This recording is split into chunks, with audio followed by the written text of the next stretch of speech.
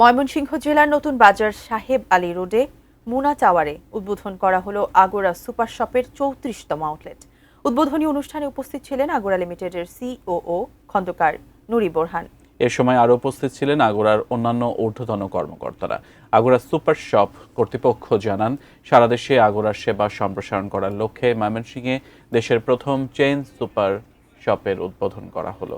পাশাপাশি ক্ষুদ্র পরিসরে উদ্যোক্তা তৈরি এবং বেকার ছাত্রদের কর্মসংস্থান তৈরির লক্ষ্যে সাশ্রয়ী দামে সেরা পণ্য ভোক্তাদের মাঝে সরবরাহ করাই আউটলেটের উদ্দেশ্য।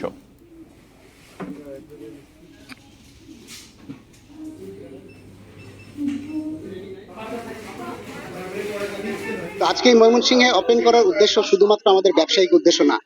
এখানে আমরা চাই যে অর্থনীতিতে, বাংলাদেশের অর্থনীতি এবং ময়মনসিংহের অর্থনীতিতে একটা অবদান রাখার জন্য।